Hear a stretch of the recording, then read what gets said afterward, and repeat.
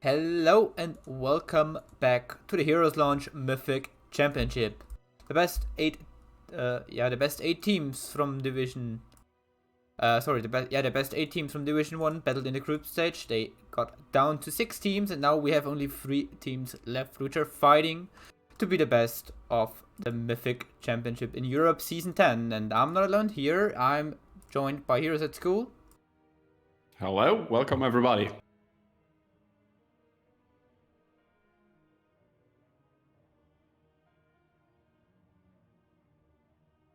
We go, and we already have the map draft started. As we take a short look on it, we see Ujemne win ratio is banning out Cursed Hollow and Sky Temple, and the Slugs are banning out BOE and Dragon Shire. In the last, we have the map choice by the Slug, and it will be Tomb of the Spider Queen.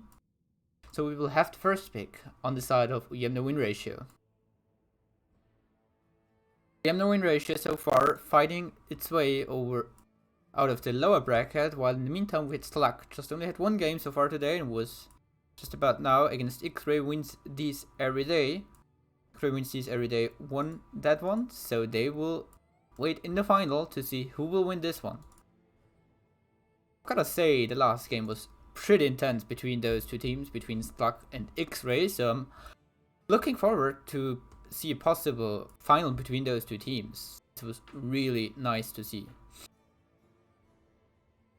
Yeah, and it was kind of interesting to see. But I'm not sure. Like, if you get such a close game like we saw in the winner bracket, and X-Ray actually defeating in a 2-0 there, especially that last game on Sky Temple, it might give you like kind of a psychological breakdown. And I guess it's up to the Slug to really get rid of this. And forget about that game and completely reset, as they do start in a fair 0-0 against Ujemne win ratio. And they have it all up in their hands to face X-Ray wins this every day again in the grand final. So it would be up to them to really reset their mind. I guess that is going to be clutch in this game. Yeah, definitely. Will be very important for them. Reset their minds, get back to their strengths, and then be able to take on X-Ray wins these every day in the final. But first of all, they have to take on Ujemne win ratio right now in the lower bracket finals. So we will see how this goes, as Ujemne win ratio is also looking pretty strong today. I think they did not lose a single map today. Yeah, they are sitting on a 6-0 coming through the losers bracket, and that is definitely a little bit intimidating. So far, I'm just checking up. I think they just lost actually they lost against Wheel of Order in the group stage, which is kind of surprising. And afterwards, they took the victory against Slug actually during the group stage. But this was only a 2-1. I guess we can expect quite a close game here. definitely we can. And we're already starting into the first draft of the day. It is, as we said before, Tomb of the Spider Queen.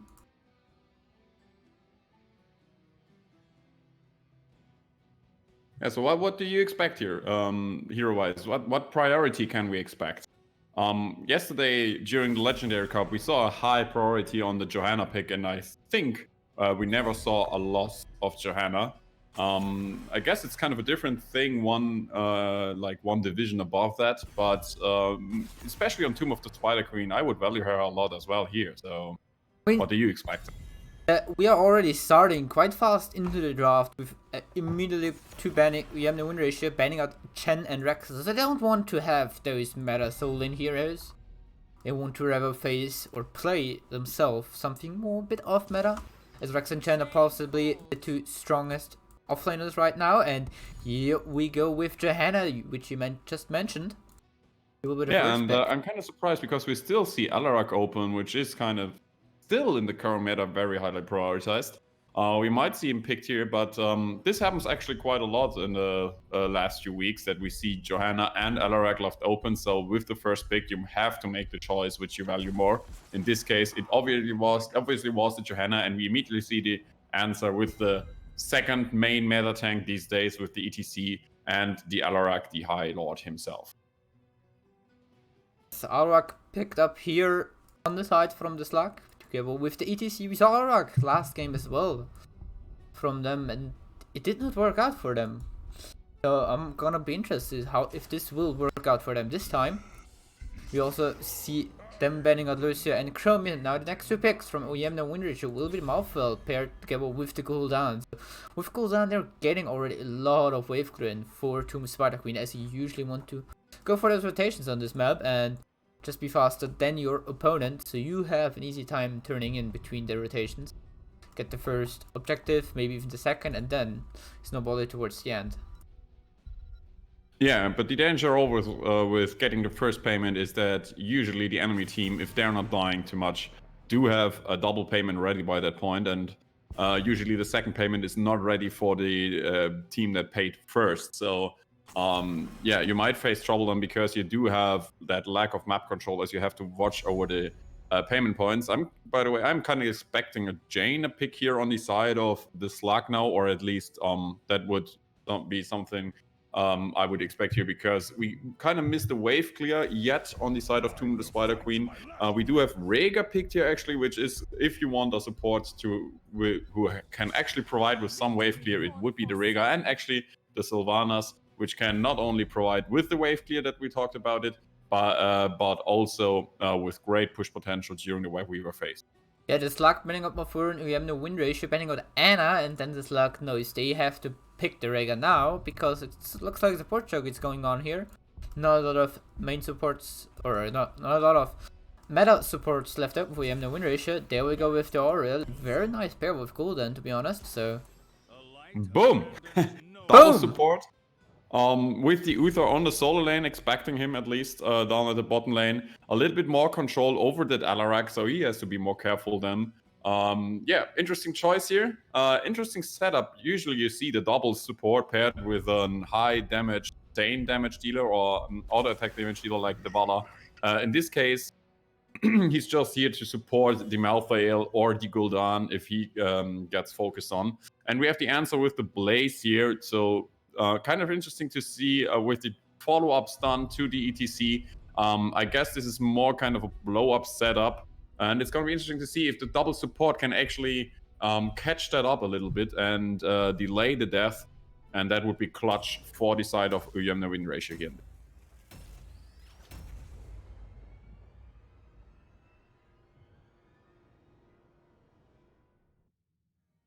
Yeah, really going very dependent onto the teams. They will play it out on the other side. On the one hand side, we see Ujemne Windratio taking the double support and with the Malfell as more or less the melee assassin, or maybe Bruce as well in the offlane or in the forlane, we don't know yet. Jaina in the front will queue main warrior, most played hero, of course, the ETC, followed by Johanna, as it's quite usual for most main tank players these days. And then we have third most picked hero is Barak, but he is not going to see an appearance for now. Gonna start off in game number 1 on the red side. We've got the Slug, and they have Open playing the Blaze, Helicune on Sylvanas, Halopaka on Alrak, Freaks playing the ETC, and last but not least, we've got Out of Order playing the Rhaegar. And on the left side, we do have Ujemne Windratio coming with Robo on Gul'dan, Stojo playing the Malthael, we have Dialer on the Uther, the Will Q is playing Johanna, and Blokerzak on the Oriel. Now, looking at one talent so far, nothing too weird, I would call it. Fury Reaper, of course, and keep it active for Malfoy coming in, as you don't need to mount option. Totem Bolt coming in from Rhaegar so far. Wave clear from Johanna, and Gul'dan is just showing very strong here.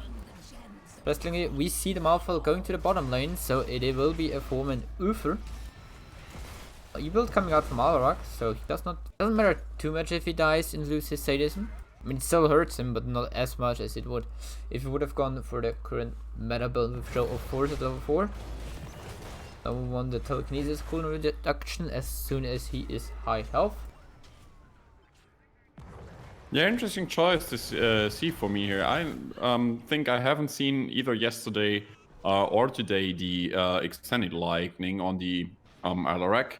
Not sure if you really can expect to get that crucial triple hit that would actually provide him with the 10% 10 sadism and as well as the fulfill of the quest on once. But like I think in general he's gonna do well with the quests and just gonna finish it step by step and probably going maybe for the E-quest on level 4 as well. We'll have to wait for that.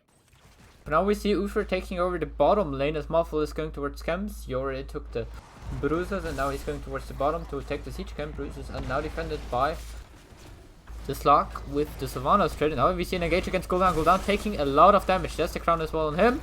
He stays alive. And there's ETC coming in from the side as well, getting a pass line onto Aurel, but she's just fine. Camp from Ujemne Moon Ratio already defended the Slug, now pushing in with their camp. Engage against Aurel. Aurel taking a lot of damage. There's a stun as well. There's a little knockback from ETC knocking him out of Alarak's silence. Now we see Malfa coming in as well, and the team in red is trying to retreat for now. Oh, engage against Uther, power slide there. Dealer taking some damage, but he should be fine.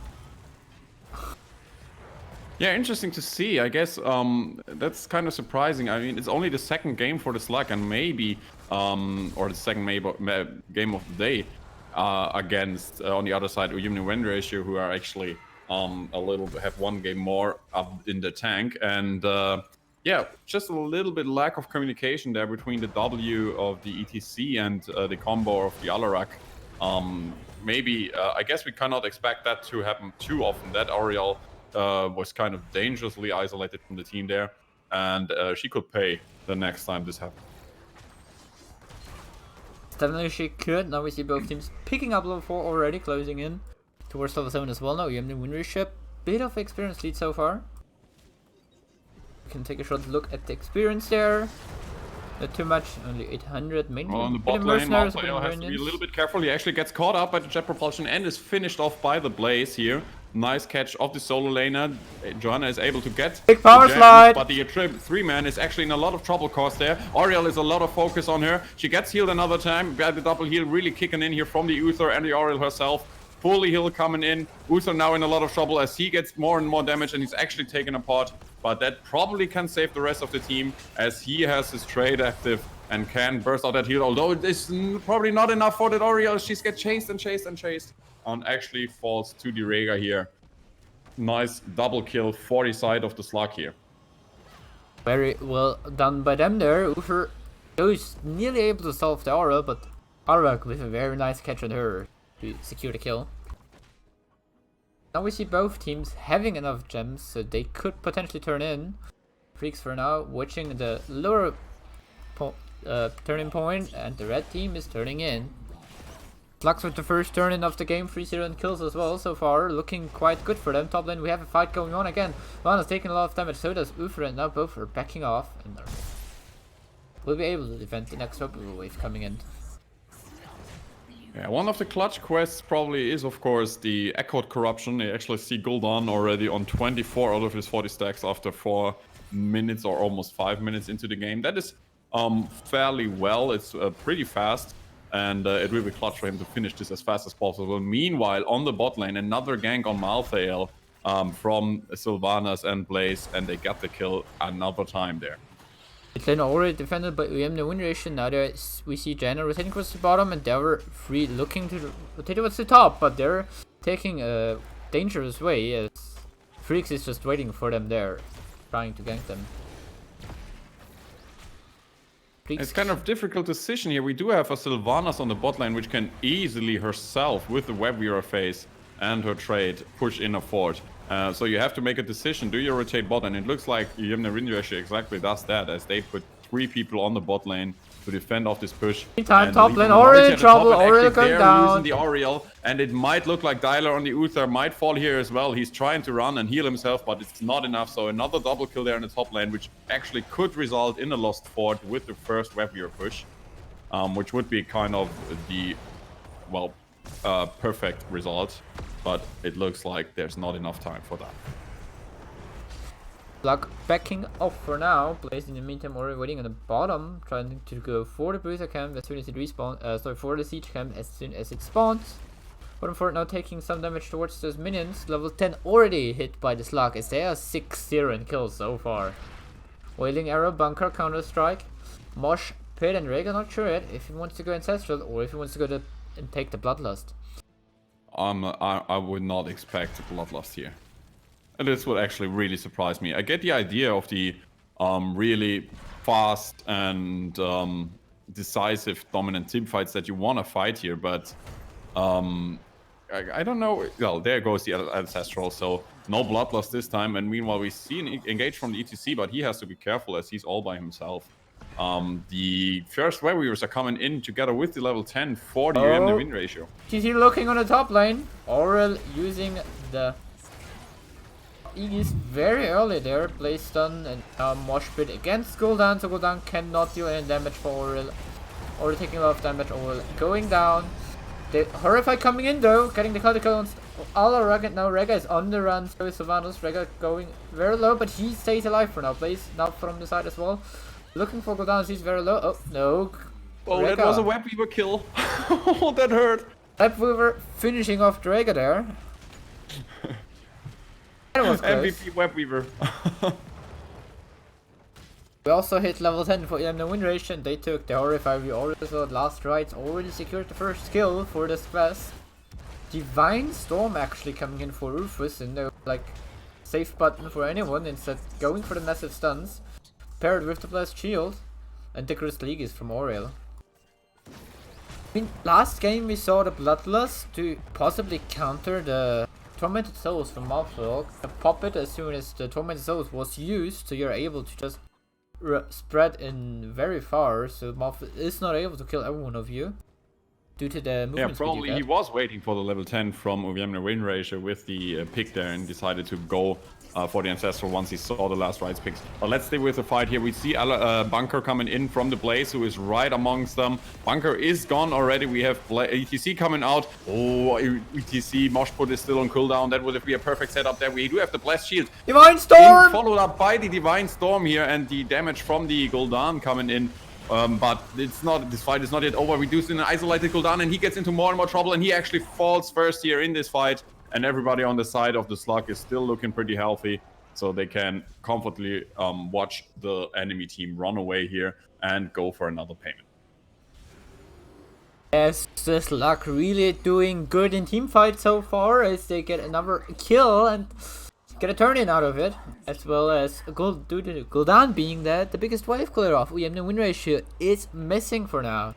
But this could be very crucial for the Slug with the push. Yeah, and actually we do have the situation that the second payment is actually usually costing the first buildings here. Will be interesting to see if how many of them will fall. I expect at least a 4th here. So far we see the 5-man of Ujemne win ratio in the mid lane trying to defend. Blaze cleared the bottom wave. He's now also coming into the mid, helping out his team here. Sylvanas trade is used, so they are disabling this bottom tower. Bottom wall as well opened as soon as ETC sees the possibility. Oh. Push into power slide, but there's the fear coming in onto 4 people. Outer counter strike, Ancestral keeping him alive. The Bunker as well coming out. Tidal now very low on the Ufer taking a lot of damage. Ufer will be the first one to fall. Yes, together with Aurel at the same time. Now will Q on the Johanna on the run. Now Sylvanas coming in with the Banshees as well to finish off the Gul'dan. Alpha meanwhile already top lane defending. Bottom keep Fort Feld. Why? What a fight and what a clutch Bunker, you gotta say. The value of the Bunker here was amazing. We saw a really good Gul'dan combo. By the way, I hardly ever saw this, but we see actually Johanna getting that subdue quest, so she really always slows by 80%, and you could really see that. They were horrified, but they were moving so slow, so there's nothing more horrible than to almost step on a point and don't move anymore, but no control over your hero because you're horrified. There we see an engage, by the way, on the Alarak. Let's stack for a moment with that before we talk more Counter about it. strike Counter coming strike is in. coming in to save him for another day, but he gets another follow-up stun from the Uther. There's the silence against everyone, and Alarak is still alive. He makes his way through, but he gets the finish from the Malthael, and he's actually fallen. Malthael himself, although is pretty low. Everyone on the other side is low as well, and we see the Horrify with the perfect timing, but it's only isolating plays. He might fall here for sure, but the rest of the team with a great escape there, especially the ATC, who was very, very low, sitting on 28 HP. The bunker saving the ATC there as he had the last rides on top of him. Very clutch coming out there from Blaze. So this way they did not all die. Blaze also fell, but still they kept 3 people alive. Ujemne Windrush now looking at this top boss, taking this one down, get the push in up here. Maybe secure the keep wall on the top side. So throwing out a little fun fact, I started playing more and more Johanna, and I get subdue finished often, and people hate me because of it. I'm sorry for that. Yeah, you might tell me your trick how you do this. I mean, especially in a setup when you're not like facing a Chen or at least a Rexa or a Samuro, it's so hard to do.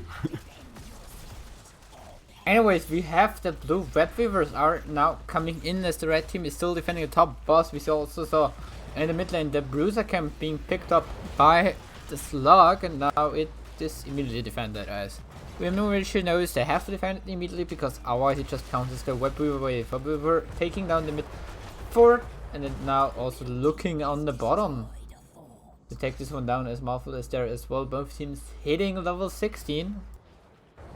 Getting a very nice power spike in. And actually with that level 16 we finally see that Alarak really is going towards that full E build with the lightning barrage here. And we do see a self-cleanse, Will of the Forsaken on the Sylvanas. It's gonna help her a lot. But wait, let's stick with the fight here. We see ETC sliding in, but he's getting a lot of focus. The mosh pit is immediately cancelled. Madao, he's in the bunker for a moment. What a nice quadruple stun from Blaze coming in there, and they actually get the finish against the Oriel, and it's the next Johanna who actually falls here. What a fight, and that coming, double stun, Dread Propulsion coming in here from the Blaze, and they actually get the kill against Malthael as well here. And on the bottom lane, is it gonna be the complete team wipe? It is for sure, as Alarak finishes off the Gul'dan. We have a 5-0, just as it was looking so rough for them. The ETC was almost dead twice, 3 times, something like it. And then the Blaze not only saving his mate with the bunker, but also coming in with a huge jet propulsion that would set up the team for all these. 5-man team wipe after the ETC engaging, hitting the marsh, hitting R, and gets interrupted immediately. Yeah, you can only imagine how would the team fight look if you at least had like a decent mosh pit there. We still have kind of some map pressure for the side of Ujemne Windrush. Top lane is a little bit pushed, but we do have a payment ready, and we already could tell that the team of the Slug is pushing the lanes first before they go for this payment, so that the web weavers spawn much more up the lane. Interesting question. I guess they're gonna go kill that top fort or let it just fall to the web weaver and decide to go on the other side there. But nothing of that. We actually see them against Malthael here, and he's getting a lot of stuns and a lot of damage from the Alarak there, but he survives from the moment thanks to his double support backing him up there. So a survival of the Malthael is here. Johanna is now here to back them all up, and they can retreat behind the gate. Plus Shield and Horrify used in this little skirmish there just to keep Malthael alive. And now there's no plus shield for 35 seconds and no Horrify for the next 55. So this is the possibility for this Slug to engage as per this. Mosh Pit is back up again. But always keep in mind, if we take a short look on the quest, we see Echo Corruption already completed. So is the Hammer of Lightbringer for Uther. Alarak still missing his 3-man hit and looking at Malthael. He's taking a lot of damage. Bunker coming in. A lot of damage coming out there from Corruption. ETC nearly huge ancestral here. Last rights is coming through, but still the ETC is alive here. Where the bunker again, keeping everyone alive. We have big flow against Blaze, and Blaze is the first in the fall here. There were no save tools available for him. Bunker was and used it's actually before, fun. It's actually quite interesting to see that the double support is really kicking in the sustain fights. But not like after the first, you get the first push, then you do have your own push coming in on the other side, but we do have Bunker to back them up once.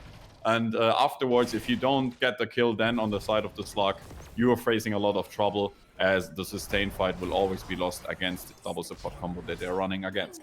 Uber looking to get a stun on TTC, but I don't think so. No. If you're not able to get it.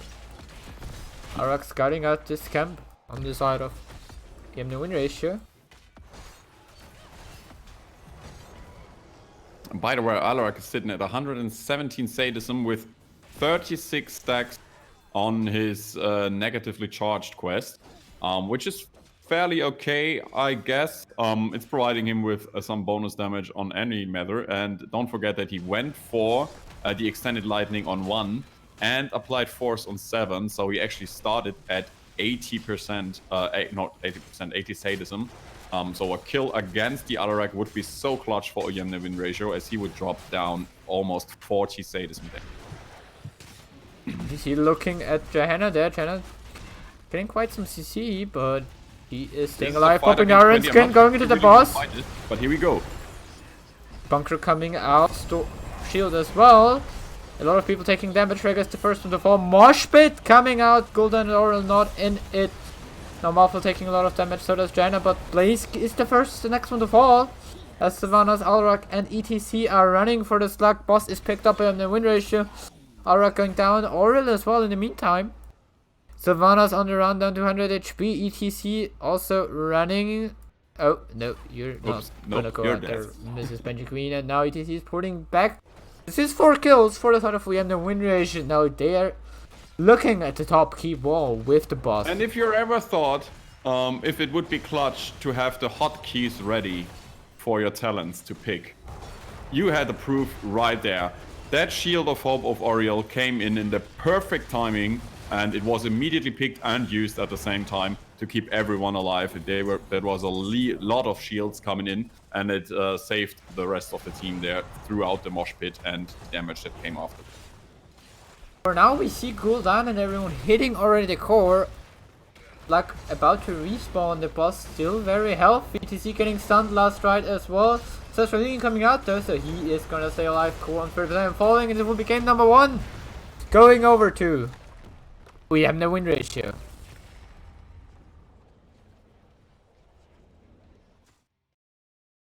Yeah, wow, what a match. Actually, I felt for a long time that the Slug had this in their bag. And I was really kind of surprised by Ujemne win ratio going in with 19 against 20 on that boss to really look for the fight there. And it actually paid off for them. And if you look at the numbers, we see obviously Gul'dan with 90k hero damage being the top damage here, just followed immediately by the Sylvana sitting on 87k. So basically the same amount of damage. But afterwards, we see Alarak sitting on 63, which is a number that nobody can match on the side of Ujemne ratio, win ratio. Nonetheless, it's the last and the clutch fights that you gotta win. We have a 9-17 match, 17 kills for the Slug, 9 kills only for Ujemne win ratio. And nonetheless, we see that a level 20 fight, if you win this, that might be so clutch together with the boss, enough push potential to really go through and finish the core.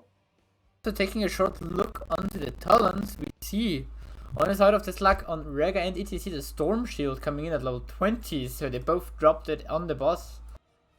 It was still not yet able to stay alive there, due to a very nice fight from the win ratio. Yeah, I mean, we talked about during the first team fights, and I guess that was kind of clutch here. We talked about it during the first team fights that one of the reasons that the Slug were able to win the team fights earlier was that perfectly placed bunker saving the backline. And this time, only on the boss fight, we saw more in the offensive style used bunker, because Blaze used it very early and tried to isolate actually the team of this win ratio from the boss. He tried to block the path somehow, or at least it looked a little bit like it. But then the bunker was missing during the team fight, during the damage that came in from the Gul'dan. and there was no chance of survival. And they even got a good mosh pit there. But nonetheless, I thought it felt like we did have all the spells on cooldown from the Sylvanas, and she wasn't able to really benefit from that. We had the cooldown on Alarak and Sylvanas at the same time, and afterwards, just as the mosh pit ran out, we saw Gul'dan, the Laws of Hope, the Shield of Hope, from the Oriel kicking in, and then the fight was easily turned around as it went long enough. And as said before, that's when the double support is kicking in here. Yeah. The chat saying if they focused boss instead of changing the Hannah, I think they would have gotten it in time. Maybe yes, maybe. Not sure there. Yeah, always nice and easy to say afterwards. And I guess they felt comfortable enough having that 20-19 lead to go for a little bit of chase and still go for the boss play. As I guess they felt like they wouldn't be challenged by that, because I got surprised by it as well. And then you're suddenly in a situation that you did not expect to face, and afterwards they did have some problems. Meantime, we already have the next map chosen. Ujemne win ratio had to choose the map as the Slug wanted to go for first pick, and it will be Volskaya Foundry. Keep in mind, this is the best of the series, so if the Slugs are going to win this one, there will gonna be a third match as well, and it will be either on Ultra Pass, Garden of Terror, Infernal Shrines, or Towers of Doom. Yeah, Chad is still thinking about that mosh pit and thinking Sylvanas was dead when the mosh was there. I guarantee you Sylvanas was there. I saw her shooting the arrows, but the AoE build, as answered in the chat as well, wasn't there either. So there's no real burst damage coming in from her if you don't go for the Unfurling Shadows on one. So yeah, that was kind of the problem there in the last fight. But now we are ending up on Volskaya Foundry. That is a complete different map. What do you expect here? What heroes can we get a focus on now? I mean, if we just compare towards Tomb of Spider Queen, Tomb of Spider Queen is all about rotating, getting the wave crit, getting the turn-ins. Now we have Volskaya Foundry, a map where you like those long sustained fights on the point just to get this percentage in on the objective. So I think we're gonna see a double support again coming in from at least one team. But else? I would not be surprised to Ujemne win ratio go with that again, as they, I guess they found a way with this setup that they have. They comfortably run this double support in the first match, and they very well might do this again. I agree with you there totally. Yeah.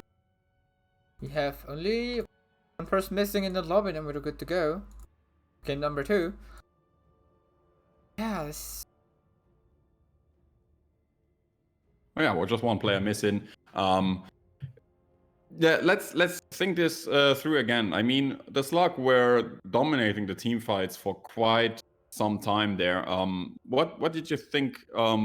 Like, what was in your opinion? What was the clutch moment that made the game turn around? Apart from that last team fight, I think the most of the fights, the Slug were just able to get the engage they wanted with the ETC, with the plays, getting a good stun, and being able to just focus on that one target.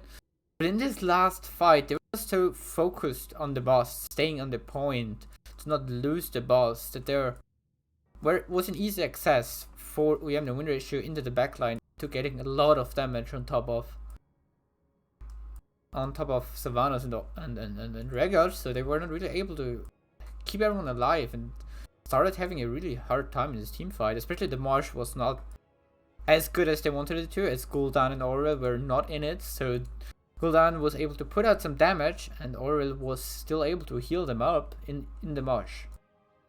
So quite hard to say what actually won Ujemne win ratio this last fight, but it's always this last fight can turn around so much. We just saw it in this game.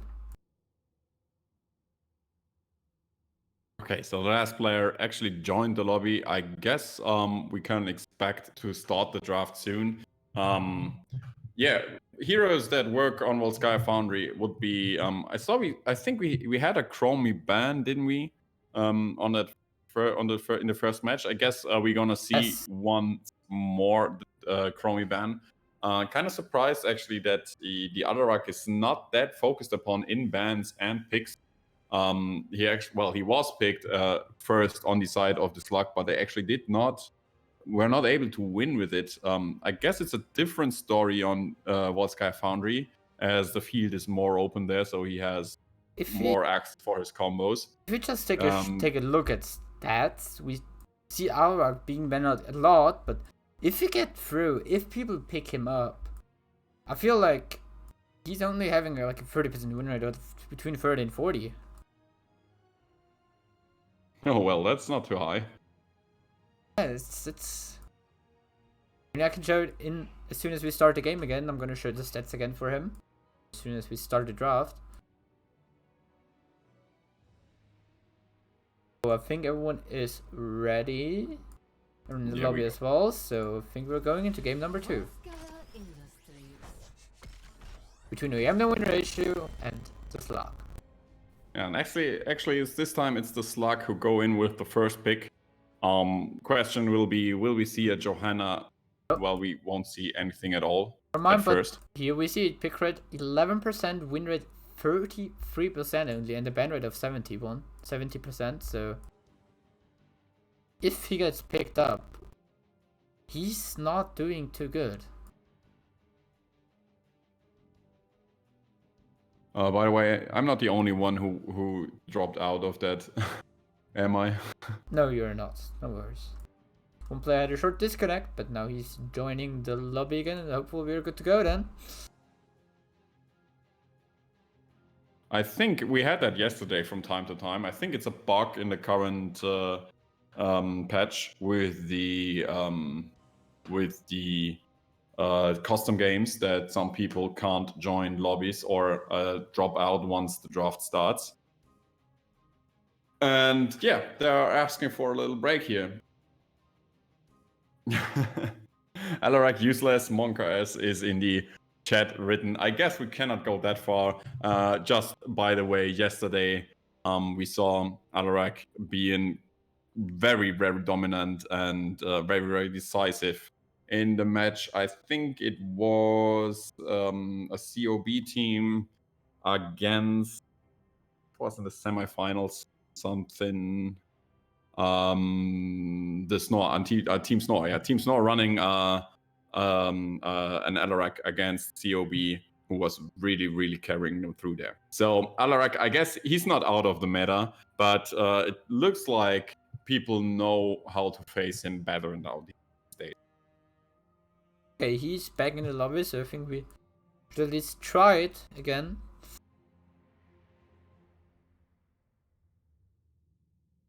Let's see if it works this time. We also had some reports, especially from the North American side, this bug appears. People just not able to start draft mode. Like quick play is possible and works for most, but not this one. They're still waiting for players. We will see how this goes. If we're in the end still waiting for players or not. Nope, we're still waiting for players. Yeah. It's again I think we need Robo to restart there.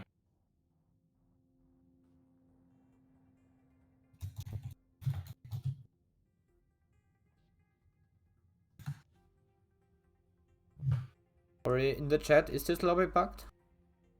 Maybe we could try it a third time. I don't know. Every good thing is free. So not sure. I mean, we could do this over and over again, but I'm kind of expecting him to drop out again. It has nothing to do with the internet connection or anything from Robo. I think it's just a bug that happens from time to time to certain players, that they can't join the custom game lobby all of a sudden, or the draft there, and they can join the lobby but not the draft screen. And I guess we can expect a fix on that from Blizzard in the next few weeks or days, better. I think he's now restarting the game, so let's see if this works. Otherwise, we may have to restart the lobby. I think yesterday a restart of the game from the player who drops out worked just fine.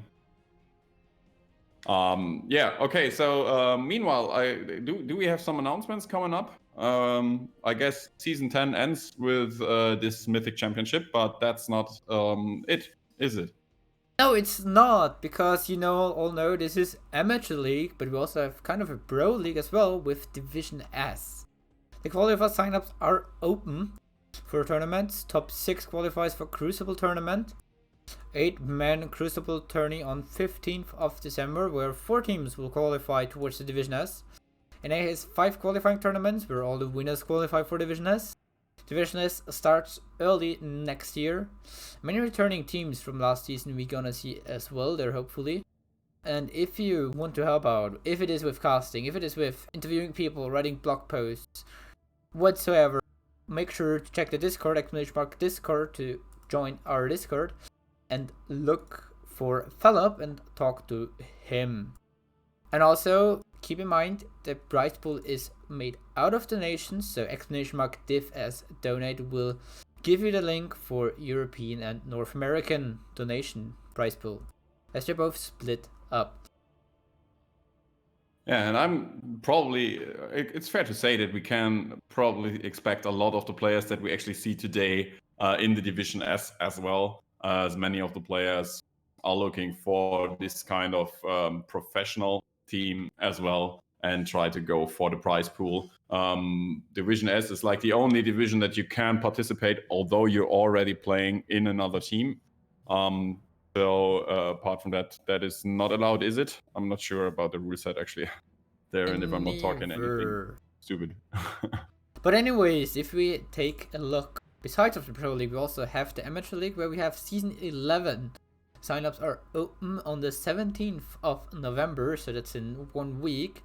At midnight we have the signups closing. We have going for try 3, by the way. The 18th of November, hopefully the rigging is done. So we're gonna see round 1 starting on the 2nd of December. Oh, it looks like it's going good for now. We have a draft. Okay, so the restart seemed to work, and we're actually here still going with the Lucio ban.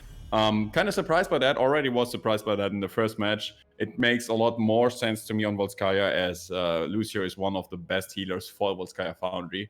And if he's in the general meta, and if he's a hero that Ujemne likes to play, it makes a lot of sense to ban him out. And if we take a look at the bans again, we see the same coming in. Ujemne win ratio banning out the Chen. The Slug removing the Brazilian beatboxer Lucio. And also they removed Krobi. And we also go with the Rexer ban again, and now immediately the Slug picking up Li Ming. Yeah, we saw some amazing appearances from Li Ming on the side of Ujemne win ratio, so probably like a double thing, like try 2 things with just 1 pick. Picking the Li Ming here away, as well as picking her for their own team.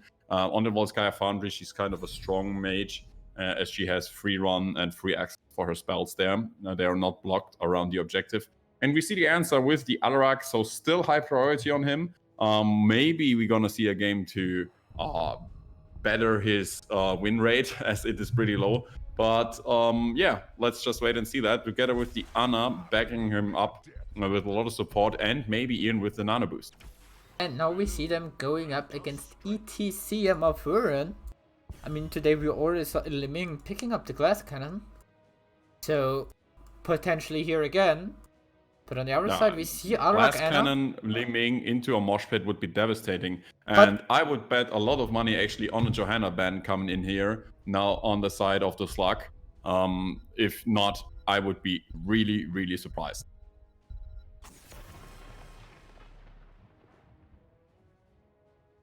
Come on, don't make me look stupid. Don't make me look stupid. Don't.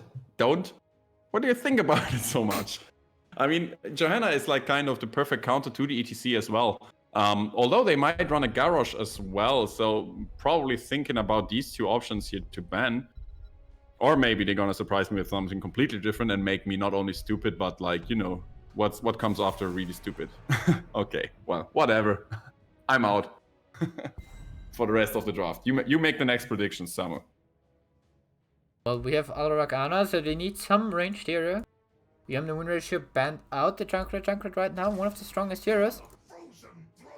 I would say now we also see Slug banning up Mal'Ganis and not the Janna you expected.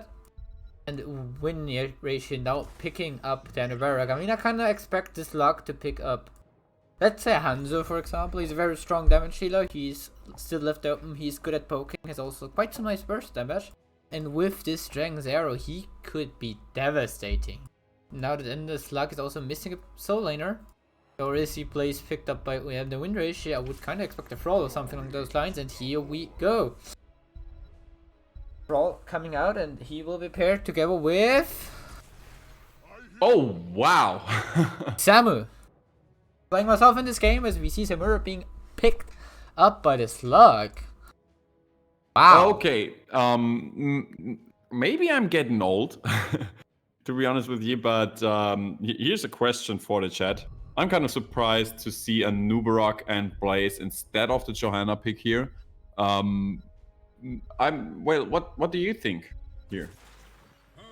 Oh. Oh, wow. Okay. Oh, okay. All of a sudden it makes more sense. KTC last pick coming out from Ujemne win ratio. Okay, so I get now the engage. Johanna would not work at all as well as an Anubarak does with the Kalthusat. He does not even have to hit his perfect chain combination, and if he does, they do back it up with the double stun from the Anubarak as well as the jet propulsion and more burst damage coming in from the Alarak. That is really looking scary. Yes, it is. And thanks to Samuro, he might be able to really stack his quest very, very fast here. As Samuro might not be able, at least for quite some time, to control all his illusions all of the time. So Kalthusat might stack there very fast just to get his quest. We're already in the game as we see the Slug on the right side on... Yeah, on Volskaya Foundry we see Quoppen on the Samuro. Freaks again playing his ETC Helicune. This time on Thrall, out of order on Malfurion, and Halopaka on Li Ming. And on the left side, Ujemne win ratio coming in with Dialer on the Ana. We have Blokerzak on the Kalthusat. We have the Will Q on the Nubarak. We have Stojo on the Blaze. And we see Robo playing the Alarak, who actually, by the way, started with the Roughless momentum. So we do see the current meta build on the Alarak in this game. Kind of expected it last game already. Let's see if we can see a win coming in from this. Also see from Samura so far way off the plate, so he's going for a bit more of sustained damage with his auto attacks. Quite nicely to kill something along the lines of an Anabarak. Will also be interesting to see how it will go as soon as Samura tries to go for the backline, tries to go for Ana or KTZ, as he's nearly able to one-shot those two. Also see so far the Unstoppable coming out from Blaze, new habits, the quest with the gloves. Yeah, I mean, we still see Kalthusat being on 0 stacks on the Master of the Cold Dark. We see the Slug really making it difficult for him to stack here, not showing... Hit camp immediately started. We have the win ratio going for support rather than fortification camp. Yeah, this is a play that I've seen from time to time, exactly yesterday the same way. You use the time that the enemy, the enemy is going for their own turret, to do the healing turret instead. So you go for the biotic emitter there, and afterwards you can take your own camp, which is basically in a very safe spot. So instead of both teams securing the turret that we see for the last few months over and over again, and then battling out around the support camp to see who gets it, or maybe like you have to always have an eye on that. We see very often one team to just sneak in that support camp while the enemy team makes that turret. Interesting new strategy that came up on Volskaya Foundry in the last few days. Yeah, we also see the Sleep Dart build coming out from Ana, Slumber Shells and Overdose. so far. Going for the orb. Reduce cooldown on level 4. Similar for the spell armor. And for force armor from Liming as well. So we see a lot of magic damage reduced on the side of the Slug already. Yeah, and actually, we see the phylactery of Kalthuzad, so he can heal himself with a little bit of his damage that he's gonna deal later. We actually still see him sitting on 2 stacks now out of the Master of the Cold Dark. Not doing too well, but the first objective is going up, and there's no chance for the team of the Slug to retreat from that Kalthuzad. Yes, the reveal so far, Slugs. It's usually a thing you want to do against when you play against Kalthuzad or Zul'jin. Try to not give them too many stacks in the earlier stages of the game, because then they will ramp up in the later stages of the game and will just obliterate you. GC for now taking the point, delaying it. This is in the top lane, the 2 camps being defended. Now engage from Anabara again. On the thrall coming in. Liming is there to back him up, and Malfurion is here in time with the heal. Thrall staying alive there. It's quite a nice engage from Anub. Ooh, meanwhile, we see Anna in a lot of trouble. We see Samuro chasing her, but a sleep dot is there to save herself. We see the follow-up stun coming in from the Blaze, and all of a sudden we see Samuro on the run as he has to be a little bit careful. Oh, yes. He's actually caught in between the 2 tanks here, and now he's still on the run. There's his illusion ready, so he can run away, and he's back coming in, and now back with the team, feeling a little bit safer. Yes, he will be. Kills out so far on 6 stacks. Looking on the other talents, we also see new habits with 8 stacks so far, and 92 sadism for Alrag as he has 1 stack of show force. So actually a bit more as he... Oh no, wait, no, it's only 1 stack of show force. Yeah, 1 stack, and then he lost 10 sadism due to that applied force that he got on level 7. But it's gonna help him to even connect more combos. The other side, we see 2 stacks on Brockrock and 0 on the Vengeful Root so far, and now we see a lot of damage against KTC. Healing item dropped from this blue side. Dyla taking a lot of damage on the Anna. Needs to drop the turret, 100 HP. He looks like he's getting out. Ming kinda alone here now, getting stunned. Oh, nice blink to dash away from the Blaze stun there. Yeah, we see the 2 turrets actually here dropped right on the point, so that gives them some crucial seconds that they're not going to be able to invade here on the side of you in the win ratio. And it might be enough as well as the pressure on the top lane with the 1 remaining from the black camp, from the siege camp. We do have the first protector probably coming in for the Slug. Yes, the Slug's picking up this first protector, and in the meantime, we see Ujemne win ratio going for the turret again, and now Freak's taking a lot of damage here. Protector coming out. But still, Anna is the first one to fall. Now KTC very low as well, and he will be able to escape for now, but they're losing the turret. Boom! And Kalthuzad falling to that thrall as he was running after him, and that Kalthuzad thought for a split second there that he was safe, as he wasn't yet. So that is a crucial kill. Not only does it delay him a little bit, but we still see Kalthuzad doing slower on the Master of the Cold Dark quest than on the Phylactery. That is kind of not too often seen. Usually it's the other way around. But yeah, you would be able to stack Master of the Cold Dark on the Protector quite a bit, as you just hit him with a chain and then chain a hero towards him and then root that hero. Him being dead so far is not a lot to stack. There we see some hit. It's 1, and now we also see level 10 coming in for this Slug already. Mosh Pit, Illusion Master, Earthquake. Silence against ETC, but engage here on the ETC, but he has no trouble, and there's no chance of really going after him, as they know that they are facing still a 9 against 10 situation. Level 10 is around the corner for them as well, but it might not be in time for that support camp, which will be in the hands of Slug. Will Q taking a lot of damage now, then Anoop going down, but now he's getting stunned, but nope, he is safe.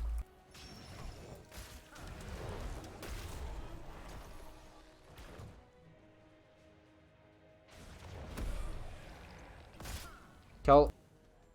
Too sad. On 12 stacks so far, so no ice.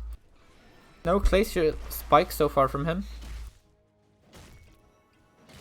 Yeah, and I'm kind of surprised by that level 7 from Kalthuzad, who's going with the chilling touch. I'm not sure if he can really provide with that many auto attacks against this combo from ETC and Thrall and Samuro with all that burst damage that is coming in. Also level 10 already for Ujemne win ratio with the Cocoon, Nana Boost, Glacials, Shadow Fissure, Bunker and Counter Strike coming in.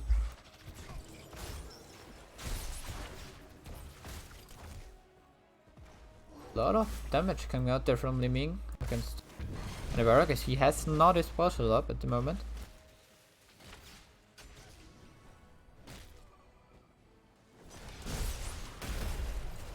I mean, both teams actually being really careful at the moment. Nobody's risking anything. We see them go for camps whenever the time is there for it. We see them exchange some damage, some poke. We see Samuro running around the map with one illusion always on the run towards his team or towards the enemy side of the map.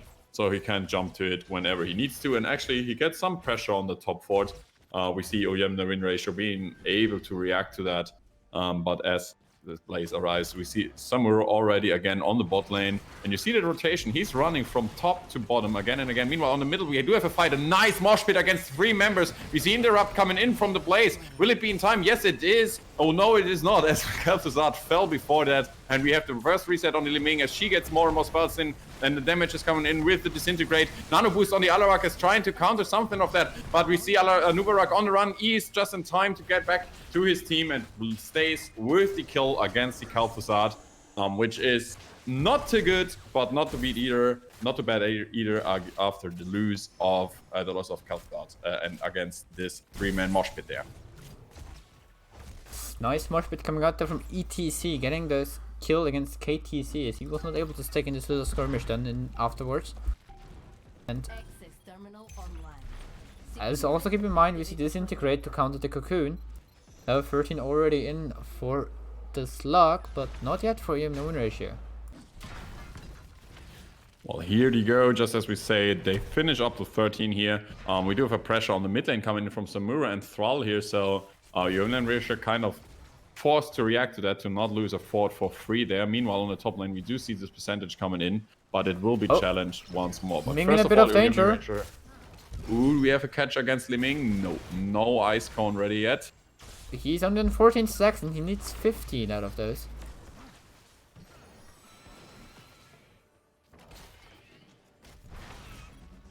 Yeah, and again, we see Samuro getting the next percentages in. I guess he's gonna take one of his illusions to stick with the rest of the team, just in case that Ujemne win ratio tries to go again for the support camp here. Here we go with one of the he's illusions. able to go back. Illusion is getting comboed. Yeah, that illusion is so dead. Luckily. No, it's always a funny thing if you play some more yourself and people just start focusing those illusions.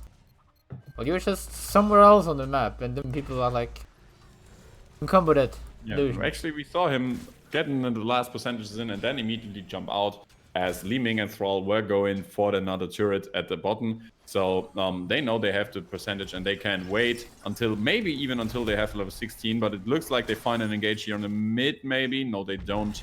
As ETC, although ETC is coming in here with a nice slide, and there's another mosh pit coming in. There's a Cocoon in the perfect timing against Liming, which is the only one that could really get her easily out. So we see Kalthuzad still alive, and now he's coming in with the Nano Boost. Bunker is here as well, but ETC is on the run and he's surviving again as his slide is up. We see Nubarak coming in with another burrow there, but actually he's the one who gets focused upon as ETC was there with the W to back him up, and we see the next kill coming in from the reset from the Liming against that Blaze. And there we see her even more hungry for kills and going up.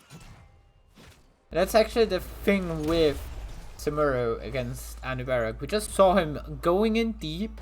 Then with a Malfurion root, he stood in the middle. He was rooted, and then Samuro just comes in and hits him a few times. And now Anna going down here as well.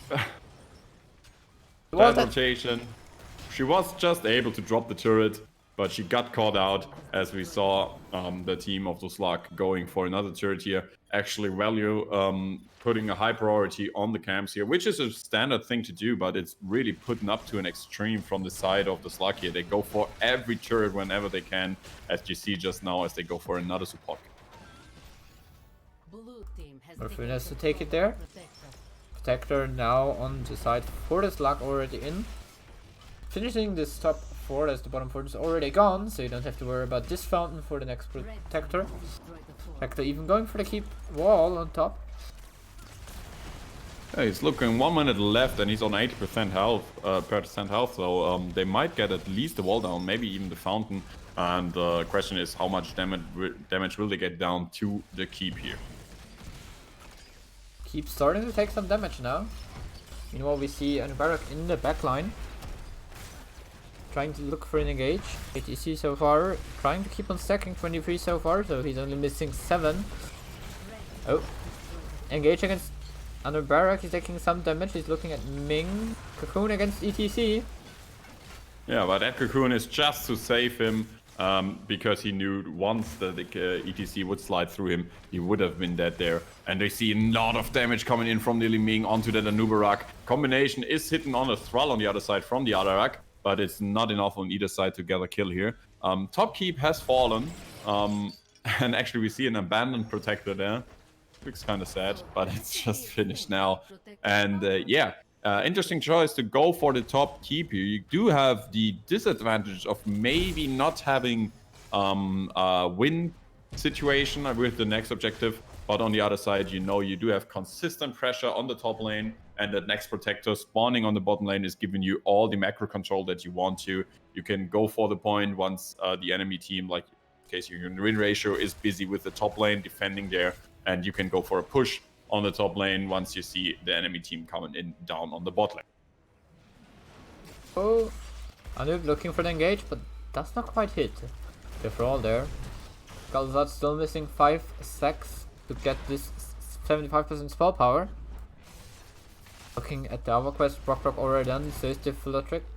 For that Phylactery of Galzad. New habits as well. Crash Lightning, of course. Echo of Elements. Also, Thunderstorm we see on Thrall on level. Oh, engage against KTC. KTC taking a lot of damage.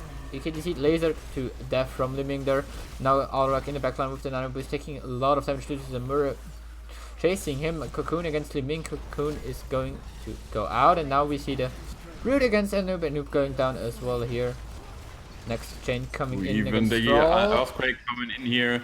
And we see a lot of pressure coming in for all of the team. ETC with another slide and getting another kill, at least on that Kalthusad. And the Blaze is falling as well. It's only Alarak who is alive. I guess they would have wished to get Alarak as well. But Alarak is sitting at his 110 sadism and trying to keep it up as well as they can.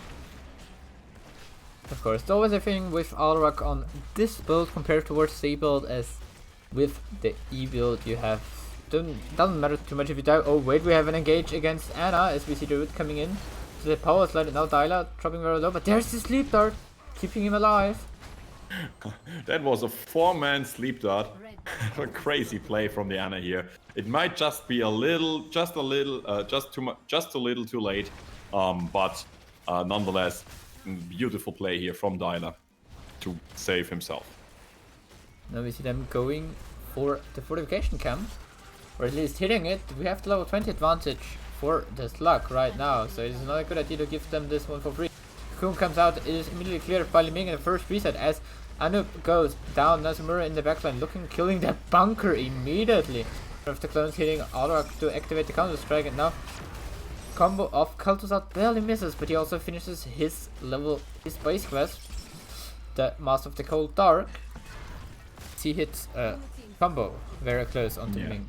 And we see that trouble you have with Kalthusad. I mean, Master of the Cold Dark is finished, and it might be a game changer, but again, it might be too little too late, as already 2 keeps are down, and the next protector phase is starting just now. And they still have still have 2 levels to do until they have to force a level 20 against 20 fight. I guess they're gonna have to fight here 19 against 20, and yes, that's a disadvantage you really don't want to have a start at. If we look at the level 20s of the Slug, we see Ball of the Storm coming out from ETC, so he's able to position himself very nicely for a mosh pit. As well, we see the Lunar Shower, so Mofurn with even more heals. Tomorrow, of course, with the Illusion Masters can increase health and duration on them, so it's even harder to decide who is the real one and who is just a copy. overall, of course, Irvin shields, getting the shield in for his teammates, so they are very hard to kill. And Li Ming coming in with the upgrade onto her disintegrate with temporal flux to slow people who get hit by disintegrate. So very good talents from everyone off the Slug.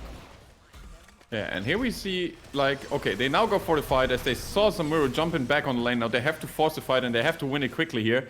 They get a good combo setup, but it's only the cocoon on the ETC, and he's way up there in his own fort. Samuro is applying some pressure. And backdooring right now. Yeah, we have Kel'Thuzad reacting to that as he's kind of forces you together with the camp. And that's Samuro, missing the E there, and it's dropping already down to 40%, so not even going for the Protector here. And even if they would have to survive this push just from the Samuro, we would have a lot of damage coming in, and the Protector is gonna finish this game for sure. We're sitting at 6, and still Li Ming is actually falling. The Protector is coming in. We are sitting at 6% on the core, and even if the shield is a little bit back up, I'm not expecting it to make it through here as a Nubarak fell as he tried to delay Protector on it. Yeah, that Protector is marching towards the core like a machine that it is, and there's no chance of holding it off.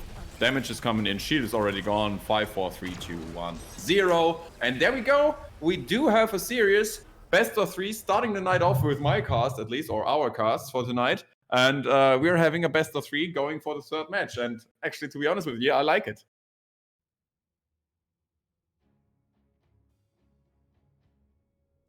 And even more, just thinking, if you look at the damage, that is an amazing performance from Li Ming. Actually, not really noticing it during the game, but we see her sitting on 60k damage, which is more than twice the damage that the best damage dealer on the side of Ujemne win ratio had. In that case, Alarak sitting on 28k, but that Kel'Thuzad damage sitting on only 19k never really kicked in as he finished his baseline quest so late and never was really able to hit up those combos that it really, really needed.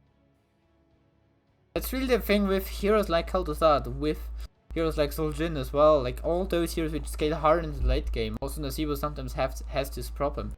If you are not able to get those stacks in, get into the late game, and get the perfect setup for those heroes, they are not able to deal any damage. Like even everyone of the side of the Slug did more damage than Kel'Thuzad. You can always argue it's just a number. When KTC bursts Li Ming down, it's only 2000 damage, even though it's like really hard, but still.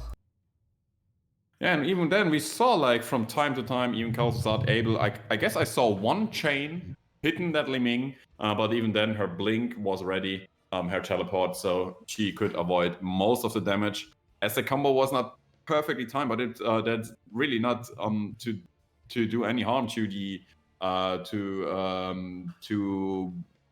Zark here on the Kel'Thuzad. I guess it was just perfectly met with the ETC plays and the Li Ming plays together. We saw some really good engages from them coming in. The Mosh was ready, sometimes only hitting one target. And even if it was interrupted, it gave them enough time to kill that Kel'Thuzad as they tried to stun him first. Alright, continuing the losing streak, called in the chat. Yeah. Kind of. I mean, it's interesting if we take a look at the builds. Ana was at some point really able to keep the Slug from engaging hard onto them with those sleep darts. It was really nice to see those plays coming out from Dyler. But on the other side, we see Samuro sometimes just going in and blowing up this Anabarak with the level 1 talent, with reducing the physical armor by 10 for 2 seconds for basic attack, and then as well press the attack with the increased attack speed.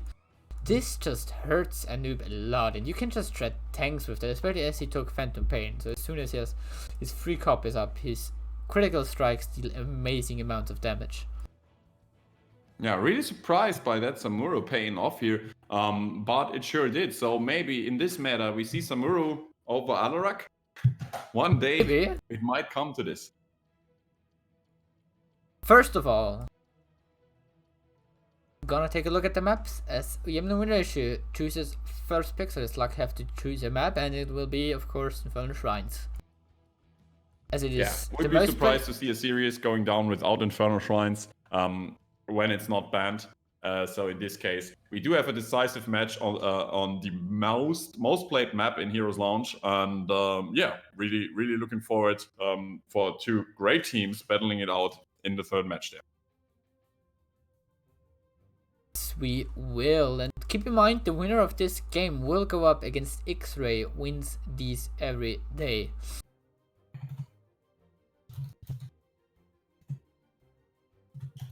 Yeah, so the question is, will we see, like we saw on the winners bracket, the repeat of the duel between X-Ray against the Slug, or will we see Ujemne win ratio making the way all the way through the losers bracket up until the grand final, where they face the X-Ray wins these every day? Yes, we will have in the finals. I currently do not remember it correctly. Yeah, the team which comes from the upper bracket, so X-Ray wins these every day, will have first pick and map pick for the first game. So of course they are coming in with a bit of an advantage. See, the tournament is called wrong.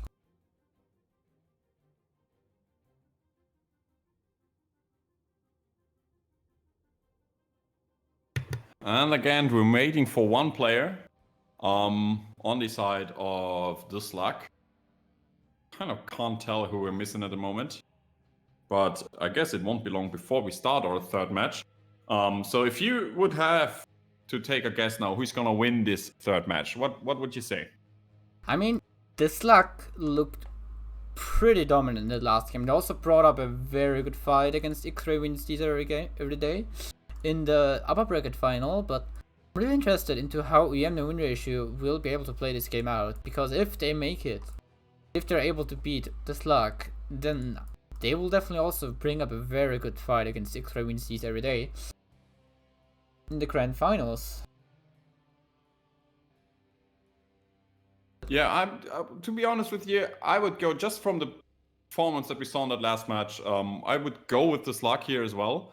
It will be interesting to see if we might see again a double support combination coming in from Ujemne win ratio, although Inferno Shrines might not be the best map for this. So yeah, I'm not sure. Maybe we're gonna see a Li Ming ban, as she meant really a lot of trouble together with the setup that they had. Although Inferno Shrines, again, on the other hand, is not the best map for Li Ming. So maybe we're gonna see even some shifting towards the map or map picks that there are in the top tier. There is Alex Strasser, which is not so picked on any other map, but on Inferno Shrines. She can secure the objective with the Dragon Lady. Johanna will be for sure in this game again, otherwise I'm out, because I'm not saying anything because I already ran completely the wrong direction in the last game when I called out the Johanna priority. And but She looks old. To be honest with you, with the Eternal Retaliation on level 4 on Inferno Shrines, Johanna is so strong here on this map, so it would really surprise me again if we would see no priority on her here. I mean, teams can still opt into going more for engaging and following up with the tank as a follow-up, not as the engager. Having other heroes who go for the engage, still a possibility, so then Johanna would not make the most sense. Even though Blessed Shield is still a very nice follow-up towards most of the things. We are starting game number 3 and the last game of this series on Inferno Shrines, the most played map in Heroes Launch. Yeah, and there's actually first ban coming in here from Ujemne win ratio. Question will be, will we see the standard bans that we saw so far against the Chen and Rexa that they banned so far? And it looks like it. We do see the Chen ban. And accordingly, we would expect a Lucio ban here, although not expecting Lucio on a large map like Inferno Shrines. Looking at Chen, we've got a pick rate of 23% and a win rate of 48%, so even he's a bit below 50, but also a ban rate of 58%, so it's pretty high as well. Now we have the win ratio already starting to adjust their bans towards the Slugs, so they start off with banning out Samura. Yeah, so that leaves Rexa open. I guess we can expect the Chromie ban again, maybe. Or will we see a priority on the map this time? We might see the Johanna ban even coming in here, maybe. As she would be something really dangerous. No, they stick with the Chromie ban here. So again, same bans as the last 2 games. And we this time see the priority even on the ETC, not the Johanna. Question is, will we see the answer of Johanna? I would be surprised if not again, but there we go. Okay, finally. Whew. Johanna Blaze coming out here. Front line is cleared. From the Slug. Getting in again the bunker protection from Blaze and Johanna. Just being a very strong tank, especially on those maps where you usually go for rotation like Tomb or Infernal Shrines. So no surprise that she's getting picked up here, and now Ujemne win ratio going for next pick, picking up the Maltail and pair it with the Junkrat. Yeah, I'm kind of surprised again with you, to be honest, that I didn't see Johanna as the answer to ETC in its second match, and this time we actually see the Slug running with it. And I like the Blaze, but kind of surprised by the Malthael pick. Of course, Malthael is kind of strong against the Blaze on the solo lane. He's strong in the team fights against a combination that runs 2 heavy tanks in the front line there, like the Slug does at the moment. But Bunker basically is there to cover up for the last rites, and that's probably why we see the Ana ban. As a nano boost Tormented Souls would be like kind of the exit strategy to Malthael to not face that last rise into Bunker problem. But yeah, with the Ana band out, the Tormented Souls without nano boost is not that strong, so they might still go for the last rights here. And now we see the Slug having being ready with the answer to it. Also keep in mind, betting is set up, so exclamation mark bet A if you think we have no win ratio is going to win this, exclamation mark bet B if you think the Slug is going to win this. Especially as the Slug is picking up Hanzo and Malfurion. Now Malfurion in the last game already getting a lot of healing in, and now we see Hanzo coming in with the Shrine Clear, getting probably a Drank's Arrow on level 10. Getting in a nice setup, Sun Blaze able to follow it up, Johanna able to pull those people together and go for another stun, plus shield as well as a follow up. And there we go with the Kalthas and Rega. Kind of surprised by the setup. It's somewhat squishy for the side of Ujemne win ratio, but it's kind of dangerous as well. We do see good poke coming in from the Malthael and the Junkrat from afar, and then on the other side, once they see the opportunity, they can engage with the ETC and provide with the Riptire burst damage as well as the Kalthas with the follow-up Netherwind and his Flame Strike and the Flames that he can put on any time that he wants to. We see the answer in Sylvanas, so a good silence can probably negate all of that. And as well as if you get a John Cena on your side, that Sylvanas can make him really, really valuable. So yeah, to be honest with you, if I would have to choose one side to go here with, I would go with Slug after the draft. I like the answer in Johanna onto the ETC, the answer with the Bunker onto the Malthael, and that were objective clear on the Shrine with the Hanzo and the Sylvanas, as well as the push potential would come in from him. Everything, all of that backed up by Malfurion, who showed an amazing game in the second game, as well as the rest of the team did. And plus, they do have the psychological advantage coming down from 0-1 and just equalizing in the last game. Slug have a good possibility if they go with the good Strength Arrow, but first of all, let's start on the left-hand side. We've got Ujemne win ratio. We've got Stojo on the Malfoy, Robo on Kalthas, Styler playing the Rega, Flokazag on Junkrat, and last but not least, we've got the Will Q playing the ETC.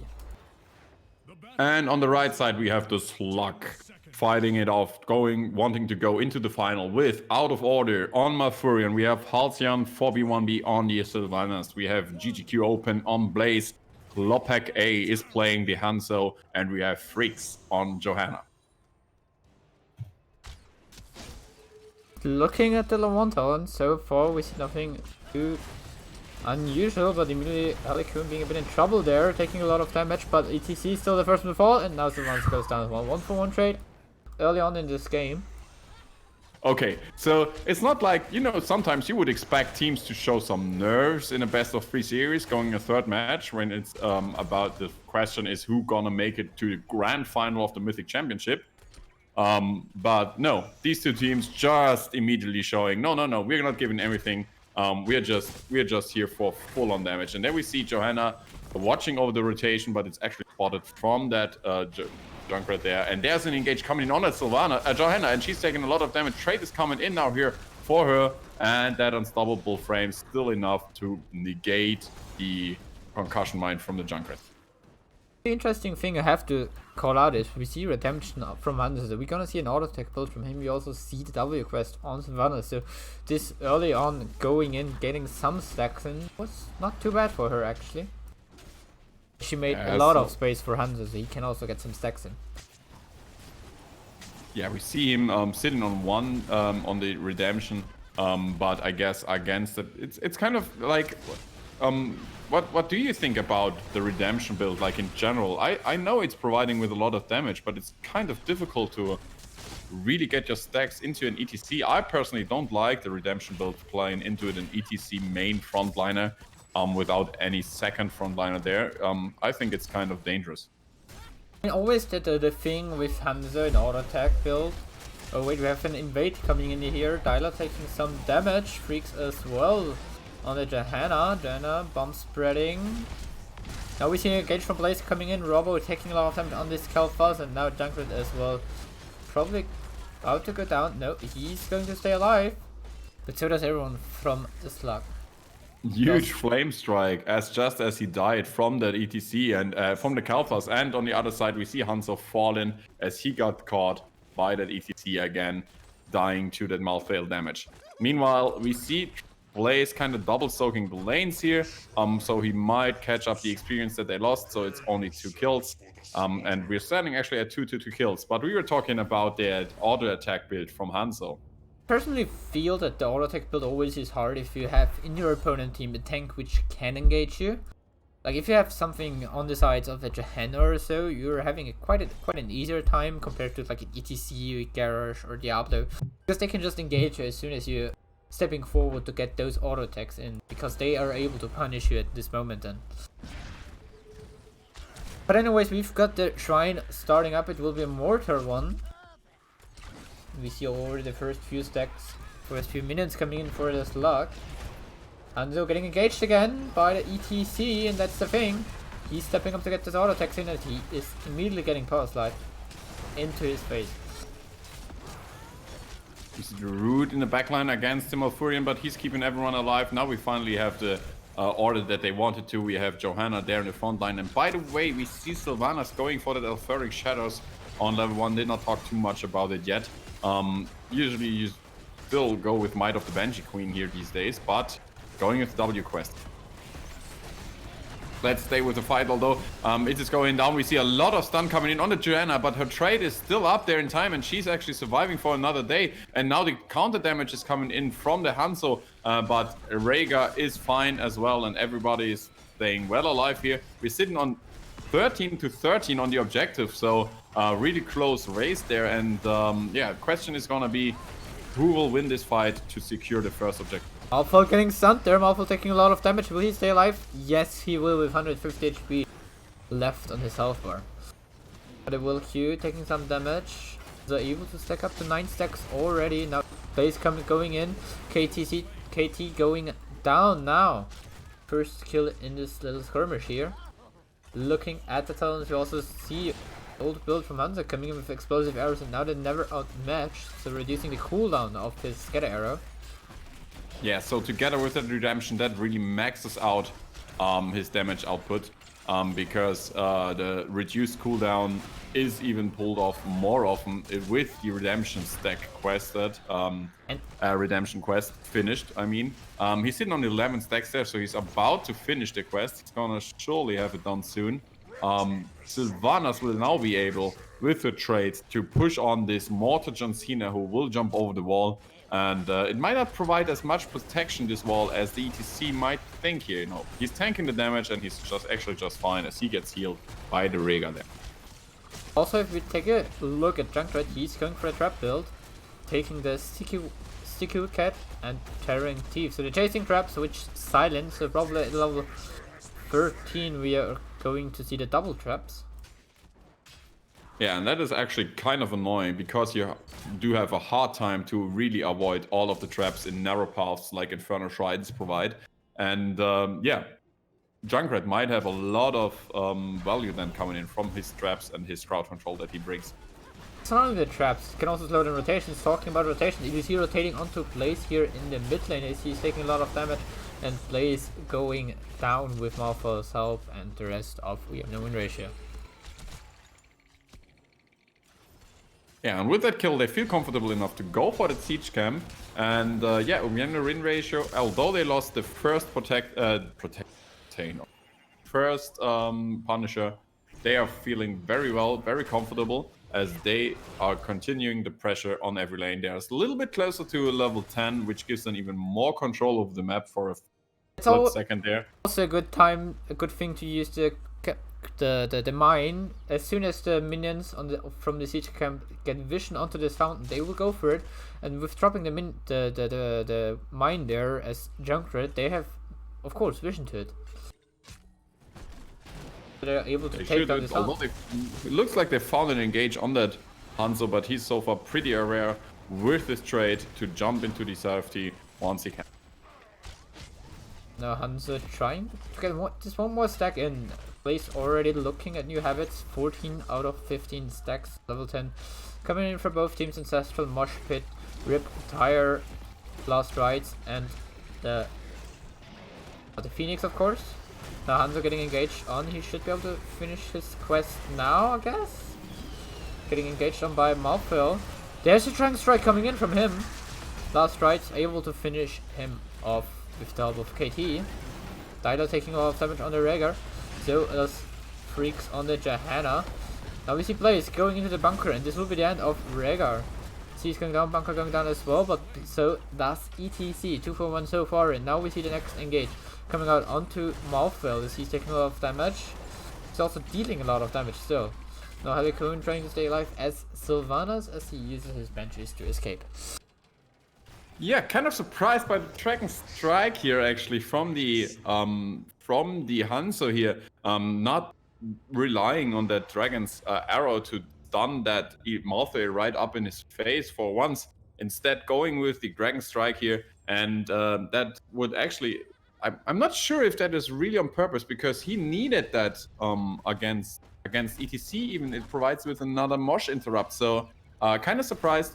But he's sticking now with it. He's playing with the Dragon Strike here, and actually it paid off. Although he died, he provided so much damage that his team afterwards was able to turn the fight around and together with the bunker, who is again very, very clutch this game.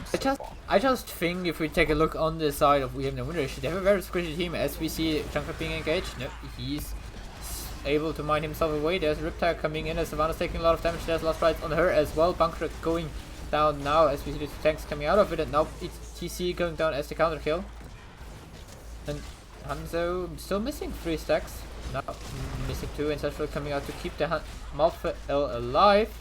Stun coming out from KT, but Johanna is just fine. Yeah, so that next Punisher is going in the hands of Ujemne win ratio. They got the early kill against Sylvanas, which was pretty clutch here. Veiling Arrow did not go off in that team fight. So yeah, they were missing that probably very hard. And now we see Malphite going for the split push on the top lane, as the camps will be cleared there for both sides. And that Punisher is gonna get the bottom fort. Meanwhile, on the camp, actually, they got caught out, and we see the kill against Junkrat and Rhaegar at the same time.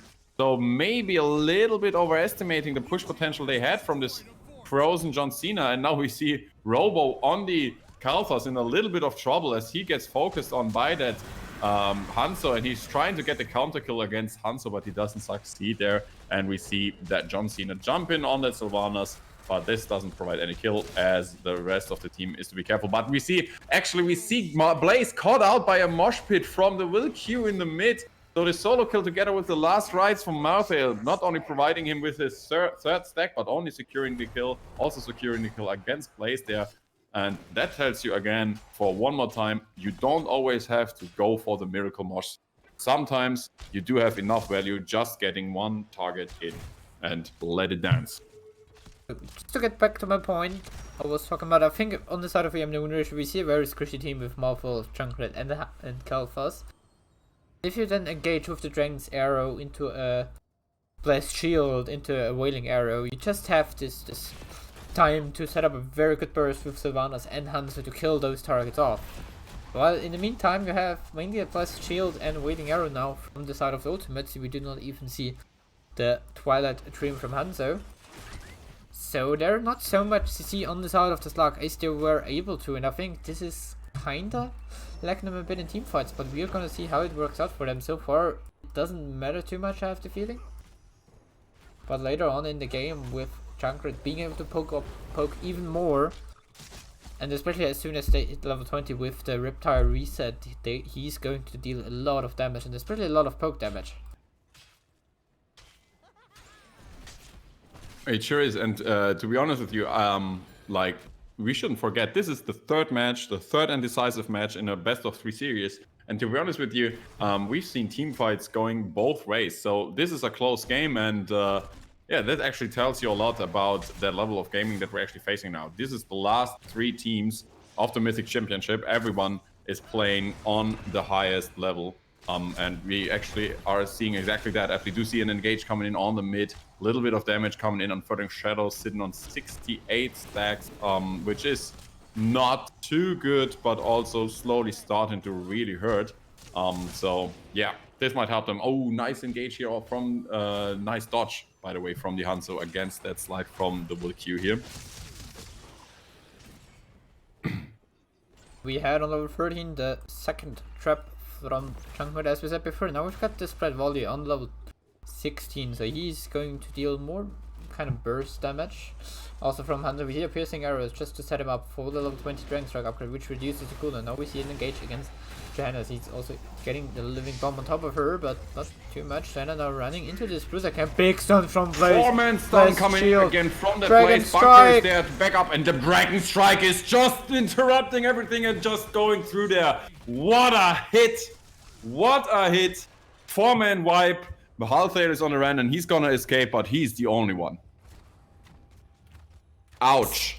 Yes, I just talked about my point of Dragon Strike and Dragon Arrow. They're like, you know what? We don't even need so much CC. We have enough with the Blaze Stun into the Blessed Shield. And they show it.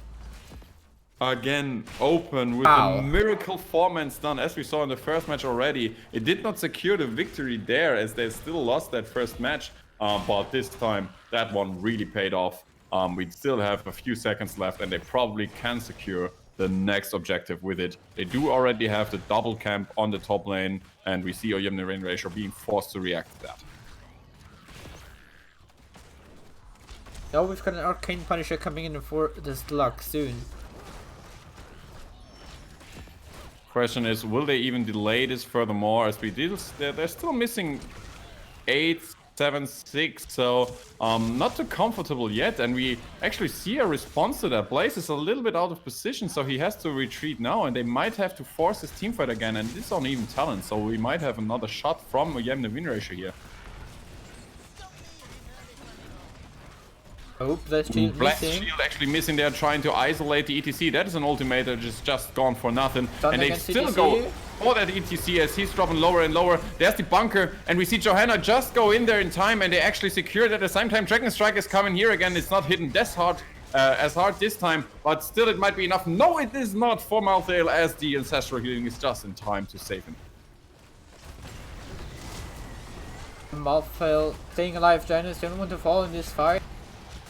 He escaped in the bunker, but it was not enough. Now we see the mosh pit against Furin, but it is not enough as he gets immediately interrupted and blown to pieces, and Rhaegar also going down now 2-4-1 in the end in favor of the Slug. So really fishy in the chat is asking, why would you go for the redemption when you got no follow-up talents? And to be honest with you, the Never Outmatched on level 7 is kind of a follow-up talent for that redemption, because you do get even more cooldown reduction on that level 7. You can really provide with a lot of damage coming in there. You basically always have non-stop scattered arrows. Definitely as soon as he hits level 20, as he will probably go for reduced cooldown on Dragon Strike, so as soon as he hits someone with a Skitter, Auto Attack, or a Hungering Arrow, he will reduce the cooldown of Dragon Strike by 4 seconds, as far as I remember. Yes. This is going to be crucial, maybe. Meantime, top lane, we've got the Johanna against Malphite 1v1. Both trading out quite nicely, Malphite running away, Johanna just, you know, Crusader. And to be honest with you, to go even more there, we can just look at the damage numbers, and we currently see, oh, by the way, we see the first Dragon Strike coming in, and now he's gonna spam them. Because as you said, he's gonna have the cooldown reduction. Dragon Strike hit exactly nothing, it just zoned out, but... Blast Shield again misses. Also got the Blast Shield upgrade level 20 with Radiating Faith. Stuns 5 people for 2 seconds. Which is pretty devastating in the end, and we already see the Dragon Strike down to 20 seconds on the cooldown.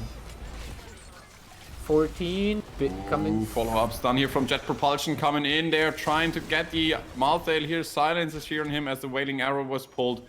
But still everyone is alive, so Father they are doing okay. Trying to hold that keep. And it looks like they can do it, although they are fighting against level 20 here. Dragon Strike ready again. Let's shield still in 15 seconds. We'll Q on ETC, looking for power side on the wave. Wave gets cleared, and Ujemne win ratio 1 level away from hitting level 20 themselves to be able to get into this finals.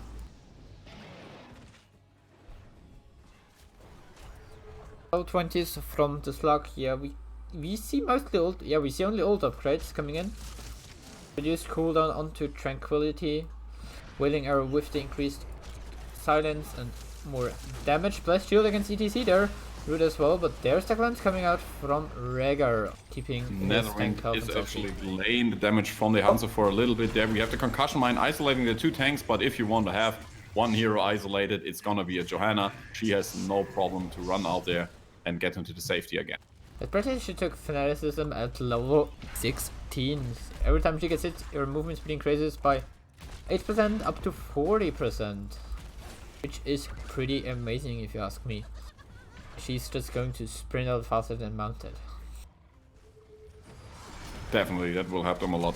And now we see 2 camps actually pushing on the top lane together with the Sylvanas. They could provide a lot of push, but instead they decide to go for the shrines because they think they do have enough time as the push is gonna be enough. Level 20 is actually here now finally for Ujemne win ratio again, so they do have a fair shot again, and they do have a 20 against 20 fight.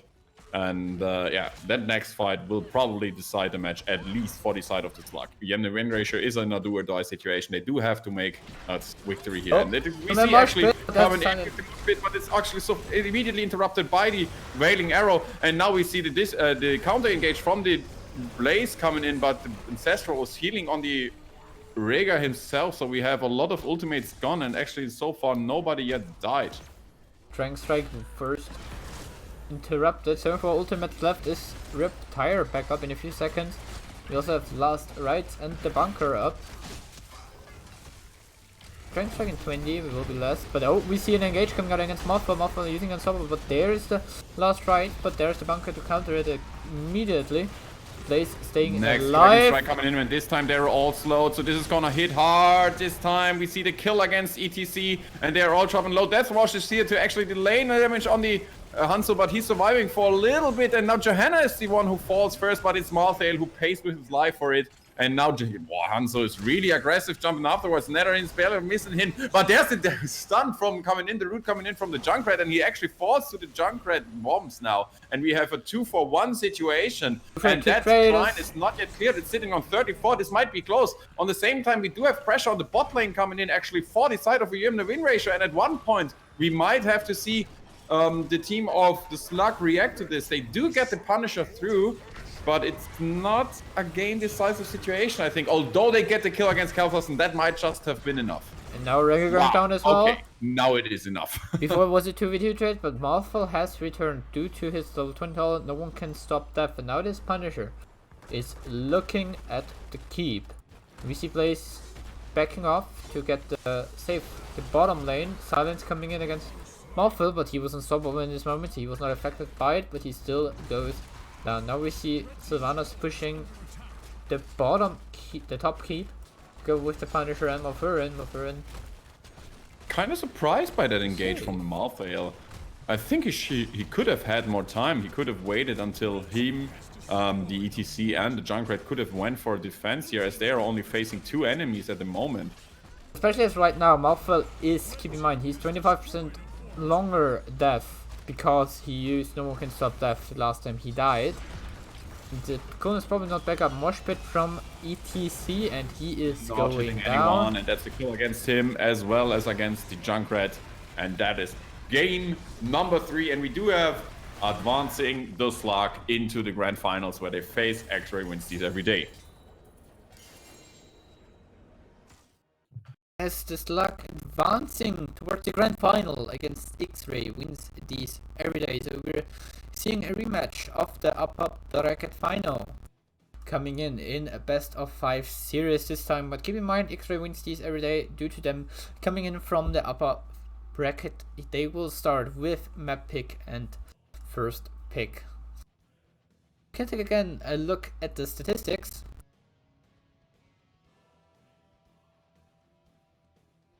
I mean, we see Junkrat on a high damage number here actually, but that's always a problem with the Junkrat. You can easily provide with a lot of damage, but it's hard for him to really focus down on certain targets to provide with the kills. And immediately afterwards, we see Hanzo coming in with that build that we talked about. We talked about the benefit on the cooldown reduction on the Scattered Arrow together with the Redemption, and then again, both of it actually helping to the cooldown reduction on level 20 on the Dragon Strike, which actually provided him with basically non-stop Dragon Strikes. So really a lot of help on their side from that coming in. Afterwards, we see Sylvana help us. So a more distributed damage as you would expect it to be. So that was probably why it was a much closer game that we actually saw. Nonetheless, definitely a deserved victory coming in for the Slug. He who make it through to the.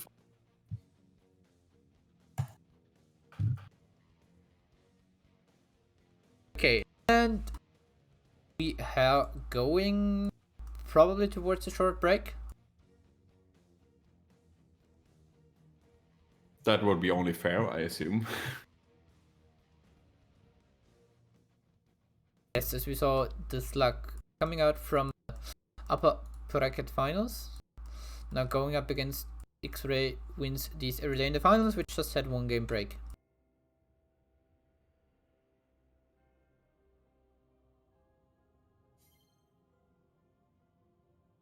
So we're giving you shortly towards break point. As soon as we know that the Slug say no, we don't need a break, we're gonna start it immediately. We're gonna leave you there for a few minutes. And see you back soon.